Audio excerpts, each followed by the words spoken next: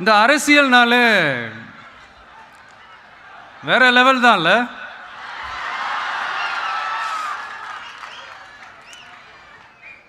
ஏன்னா இந்த அரசியலில் மட்டும்தான் வித்தியாசமான ஒன்றை நம்ம பார்க்கலாம். யார் யாரை எப்போ எதிர்ப்பாங்கன்னே நமக்கு தெரியாது.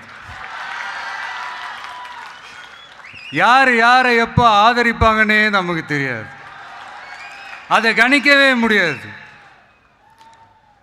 அதனால தான் இந்த அரசியலில் மட்டும் முன்னாடிலாம் சொல்லி நம்ம கேள்விப்பட்டிருப்போம், நிரந்தர நண்பனும் நிரந்தர எதிரியும் இல்லைன்னு சொல்லுவாங்க.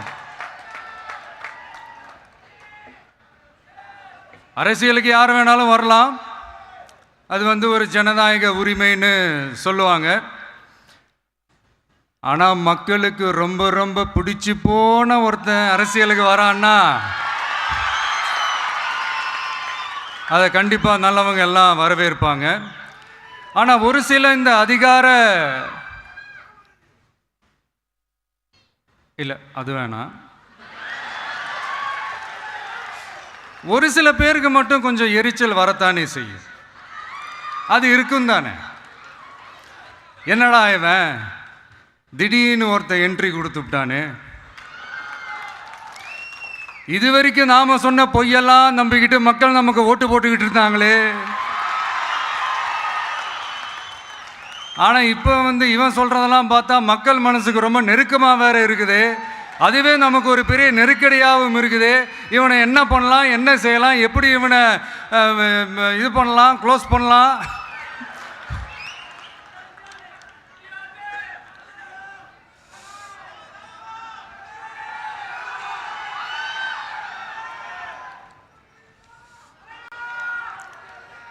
எப்படி இவனை க்ளோஸ் பண்ணலாம், ஒரு கன்ஃபியூஷன் ஒன்று வரும். அந்த கன்ஃபியூஷனில் கத்துறதா கதறதா என்ன பண்ணுறதுன்னு தெரியாமல் வர்றவன் போகிறவன்லாம் கட்சி ஆரம்பிக்கிறான்னு சொல்லி இப்படி ஏதாவது பேச ஆரம்பிப்பாங்க. இப்போ நம்ம ஆட்சியில் இருக்கிறவங்க நமக்கு எதிராக பேசுகிறாங்க இல்லையா, அந்த மாதிரி. இப்படிப்பட்ட ஒரு அரசியல் காலத்தில் கொஞ்சம் கூட ஒரு பயம் இல்லாமல், ஒரு பதட்டம் இல்லாமல், வர்ற எதிர்ப்புகள் எல்லாத்தையும் சும்மா லெஃப்ட் ஹேண்டில் டீல் பண்ணிக்கிட்டு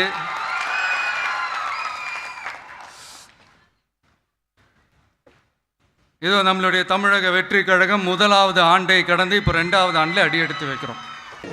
ரொம்ப நாளாக இருக்குதானே, ரொம்ப நாளாக நமக்கு முன்னாடி இருந்த தலைவர்களே இது சொன்னது தான். அரசியலில் நிரந்தர நண்பனும் கிடையாது, நிரந்தர எதிரியும் கிடையாதுங்கிறது. இங்கே நான் எப்படி பார்ப்பேன்னா, கொள்கை முரண், கருத்து முரண், அரசியல் நிலைப்பாடு வேற, மனித உறவு, மனித வெறுப்பு வேற. நீங்கள் பிஜேபியில் இருக்கலாம், இல்லை காங்கிரஸில் இருக்கலாம், அல்ல திமுக இருக்கலாம், அதிமுக இருக்கலாம். ஆனால் இந்த உறவு அப்படிங்கிறதுல அது இல்லாது போயிடாதுல்ல. அதனால அதை போய் பார்த்துக்கணும். இங்கே எப்படின்னா, அரசியலுக்காக மனித வெறுப்பை வளர்த்து கொள்வது தான் இங்கே அநாகரிகமாக இருக்குது. அது நம்ம மாநிலத்தில் தான் ரொம்ப அதிகமாக இருக்குது. வெவ்வேறு கொள்கை நிலைப்பாட்டில் இருந்தாலும் கூட, வெவ்வேறு அரசியல் கட்சிகள் இருந்தாலும் கூட, அந்த உறவை பேணுகிற நாகரிகம் கேரளா, மேற்கு வங்கம், வட மாநிலங்கள்லாம் இருக்குது. நம்மகிட்ட அது இல்லை. இதனால் இந்த நிரந்தர நண்பனும் இல்லை, நிரந்தர எதிரியும் இல்லைங்கிறதுலாம் தேவைக்கேற்ப கூட்டணி வைக்கிறாங்கல்ல, அவங்க சொல்கிற கூட்டு, அவங்க சொன்னது, அவங்க சொல்கிறது. அதனால அதை நான் இப்போதான் அரசியலுக்கு வந்திருக்காரு, யார் கூட ஒரு நண்பராக ஆகிற ஒரு எதிரியாக பண்ணி பேசல. அப்படி இருக்கும்போது நண்பர்கள் எதிரி இல்லைன்றது எதை நினைச்சு அவர் எதிரியாக நினைச்ச ஆளுநருக்கு அவர் அழைப்பு கொடுக்குற மாதிரி இருக்கு. அதனால தான்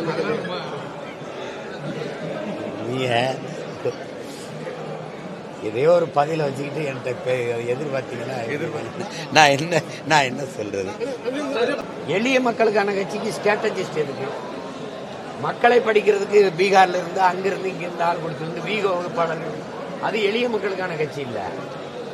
பிராண்டிங், எளிய மக்களுக்கான கட்சி எதுக்கு பிராண்டிங் பண்ணுது? எதுக்கு புரியலையே. இந்த வீக வகுப்பாளர்கள் தேர்தல் அரசியலை தான் குறி வைப்பாங்க, மக்கள் அரசியலை பேச மாட்டார்கள். மக்களின் அரசியலை பேசுறவர்கள் மக்களிடமிருந்து மக்களை படித்து மக்களின் பிரச்சனைகளை கேட்டு பிரச்சனைக்கான காரணங்களை கேட்டு அந்த பிரச்சனைக்கான தீர்வை கொண்டு போறதுன்னா மக்களுக்கான அரசியல். அப்படி செய்யலையே.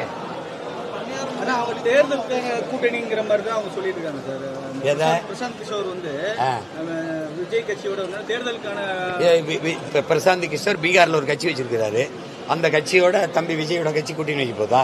இல்ல தேசிய அரசியல் கொண்டு போற மாதிரியான சூழ்நிலையை உருவாக்குவோங்கிற மாதிரி சொல்லியிருக்காரு. சரி, அது அவர் நிலைப்பாடு. நல்லவர்கள் வந்து புதுசா கட்சி ஆரம்பிச்சா நல்லவர்கள் புதுசா கட்சி ஆரம்பிச்சா எல்லாரும் வரவேற்பார்கள் பேசியிருக்காரு. நல்லவர்களை வரவேற்கத்தான் செய்வாங்க. அது காலங்காலமா நடந்தானே இருக்கு.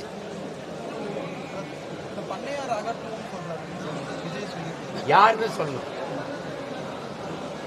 பண்ணையார் ஆட்சி, பரம்பரை ஆட்சி, அதை அகற்றுவோம்னா இப்ப நான் சொல்றேன். நான் வந்து எங்களுடைய அரசியல் எதிரி இந்த நிலத்தில் நச்சு அரசியல், நாச அரசியல், தீய அரசியல், இந்த ஊழல் லஞ்ச அரசியல், இந்த மத போதை அரசியல், இதையெல்லாம் கொண்டு வர்றது திமுக தான். அதை ஒழிக்கணும்னு நினைக்கிறேன்.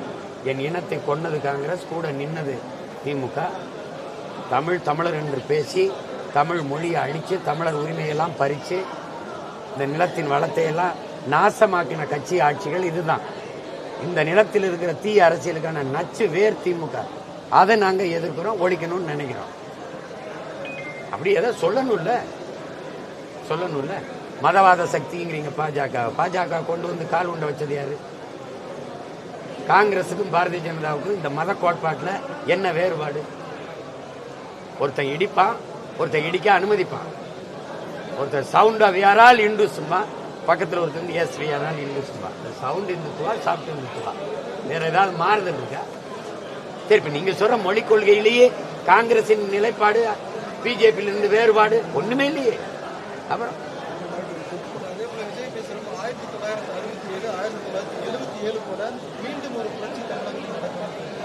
தம்பியினுடைய நம்பிக்கை வெற்றியடைய நான் வாழ்த்துறேன். மகிழ்ச்சி.